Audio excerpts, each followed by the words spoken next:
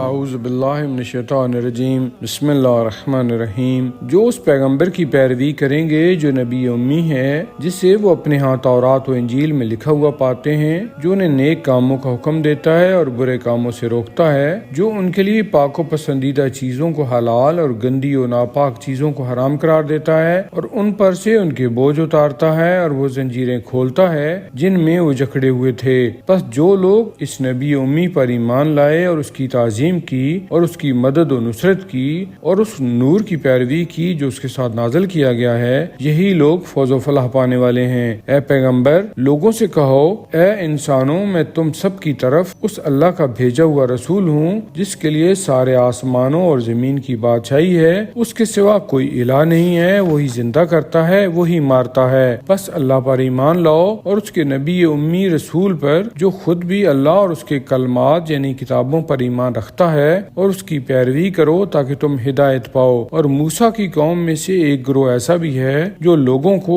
حق کے راستہ پر چلاتا ہے اور حق کے ساتھ منصفانہ فیصلہ کرتا ہے، اور ہم نے ان بنی اسرائیل کو 12 خاندانوں کے 12 گروہوں میں تقسیم کر دیا، اور ہم نے موسیٰ کو وحی کی جب ان کی قوم نے ان سے پینے کے لیے پانی مانگا کہ ایک خاص چٹان پر اپنی لاٹھی مارو، چانچہ اس سے 12 چشمے پھوٹ نکلے، اور ہر گروہ نے اپنا اپنا گھاٹ معلوم کر لیا، اور ہم نے ان پر ابر کا سایہ کیا اور غذا کے لیے ان پر من و سلوہ نازل کیا، اور ان سے کہا، کھاؤ ان پاک اور پسندیدہ چیزوں میں سے جو ہم نے تمہیں عطا کی ہیں۔ انہوں نے نافرمانی اور ناشکری کر کے ہم پر ظلم نہیں کیا بلکہ اپنے ہی اوپر ظلم و زیادتی کرتے رہے۔ وہ وقت یاد کرو جب ان بنی اسرائیل سے کہا گیا کہ اس گاؤں میں جا کر آباد ہو جاؤ، اور وہاں جہاں سے تمہارا جی چاہے غذا حاصل کر کے کھاؤ، اور حتیٰ کہتے ہوئے سجدہ ریز ہو کر یعنی عاجزی سے جھکے ہوئے شہر کے دروازہ میں داخل ہو جاؤ تو ہم تمہاری خطائیں معاف کر دیں گے، اور جو نیک کردار ہیں ان کو مزید اجر سے نوازیں گے۔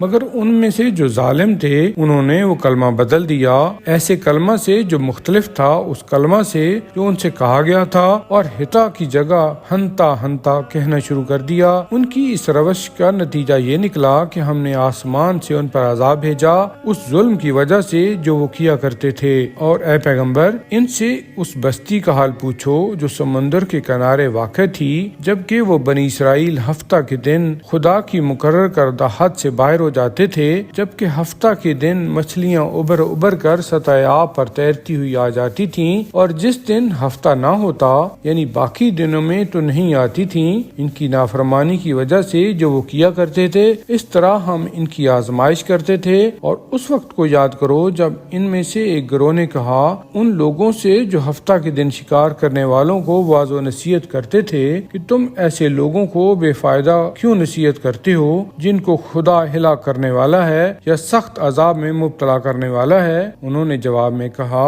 کہ ہم یہ اس لیے کرتے ہیں کہ تمہارے پروردگار کے سامنے معذرت پیش کر سکیں کہ ہم نے اپنا فریضہ امر و نہی ادا کر دیا ہے، اور اس لیے کہ شاید یہ لوگ اس روش سے پرہیز اختیار کریں۔